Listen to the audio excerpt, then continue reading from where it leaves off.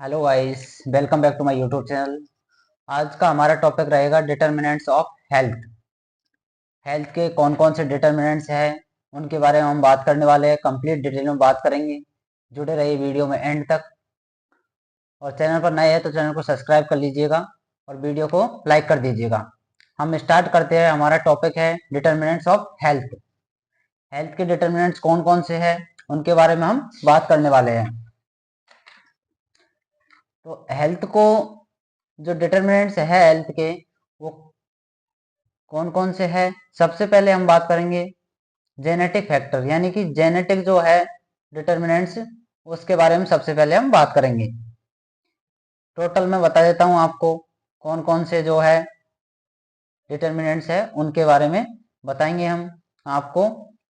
तो फर्स्ट जो डिटर्मिनेंट्स है वो है बायोलॉजिकल डिटर्मिनेंट्स। इसके बाद में सेकंड नंबर डिटर्मिनेंट्स है एनवायरमेंटल डिटर्मिनेंट्स। थर्ड नंबर पर आ जाता है लाइफ स्टाइल, यानी कि एक पर्सन है उसकी लाइफ स्टाइल कैसी है। उसके अंदर क्या इंक्लूड हो जाता है, बिहेवियरल एंड सोशल कल्चरल, जो इकोनॉमिक कल्चर है वो इंक्लूड हो जाता है।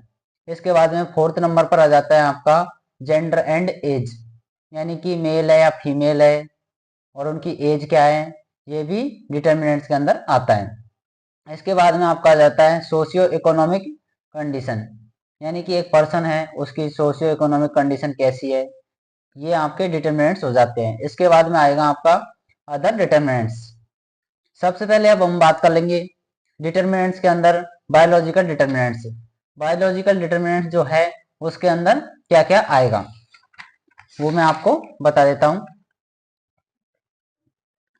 बायोलॉजिकल डिटर्मिनेंट्स जो है उसके अंदर आता है आपका जेनेटिक मेकअप, यानी कि हेरिडिटी, यानी कि जो जन्मजात बीमारी होती है वो आ जाता है किसके अंदर, बायोलॉजिकल डिटर्मिनेंट्स के अंदर, यानी कि हेरिडिटी।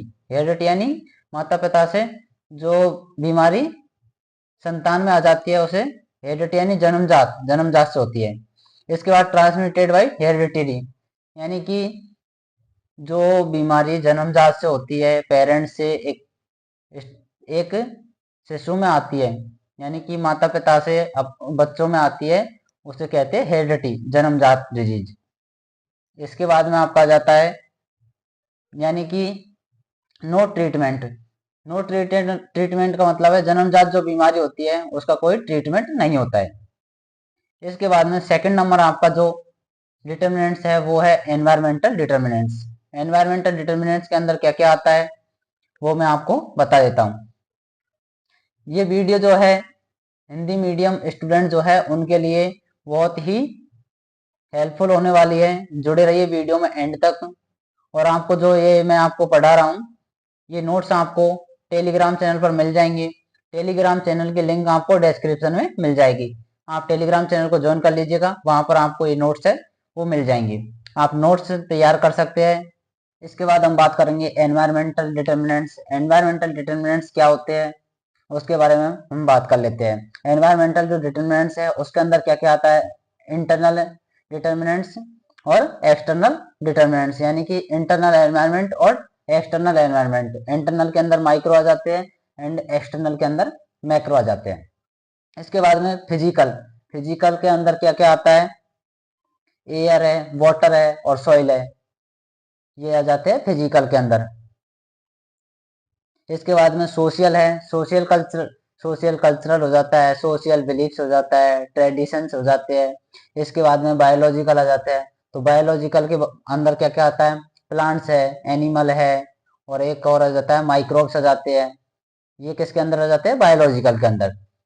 इसके बाद में आपका आता है डिटर्मिनेंट्स। थर्ड नंबर पर आ जाता है बिहेवियरल एंड सोशियो कल्चरल। इसके अंदर लाइफ स्टाइल आ जाती है, आपकी लाइफ स्टाइल कैसी है। लाइफ स्टाइल किस पे डिपेंड करती है, आपकी जो लाइफ स्टाइल है वो डिपेंड करती है इकोनॉमिक स्टेटस। इकोनॉमिक स्टेटस क्या होता है, जैसे कि एक पर्सन है वो पुअर है या फिर रिच है, उसकी जो इनकम है वो उस पर डिपेंड होती है लाइफ स्टाइल। यानी कि एक व्यक्ति है उसके पास अच्छा खासा पैसा है, वो अच्छे कपड़े पहनेगा, अच्छा खाना खाएगा, तो उसकी लाइफ जो है वो किस पे डिपेंड हुई, इकोनॉमिक स्टेटस पे, लाइफ स्टाइल। लाइफ स्टाइल के अंदर क्या क्या आता है, और जैसे कि कल्चरल वैल्यूज आ जाती है। कल्चरल वैल्यूज यानी कि वेजिटेरियनिज्म, वेजिटेरियनिज्म के अंदर आ जाता है वो वेजिटेरियन है या नॉन वेजिटेरियन है। एक पर्सन होता है वो शाकाहारी है या फिर नॉन शाकाहारी है। इसके बाद में आ जाता है आपका आपका सोशल वैल्यूज। सोशल वैल्यूज के अंदर आ जाता है स्टेटस ऑफ वुमेन।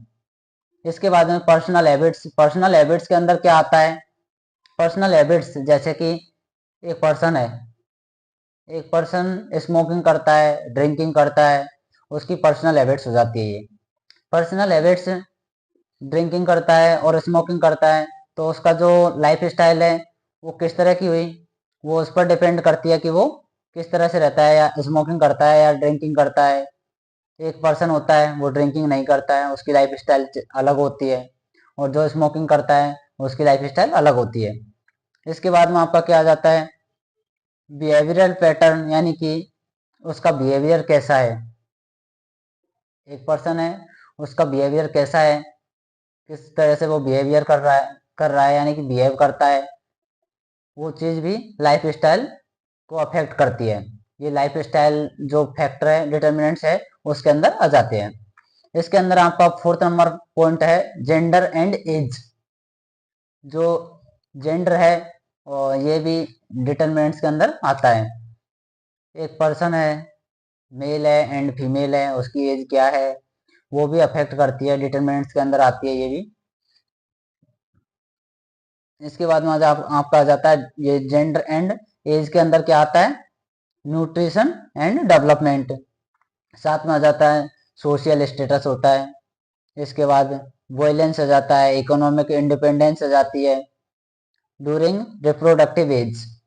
ये सब किसके अंदर आ जाते हैं, जेंडर एंड एज के अंदर, ये डिटर्मिनेंट्स इसके अंदर आ जाते हैं। इसके बाद में आपका आता है सोशियो इकोनॉमिक स्टेटस।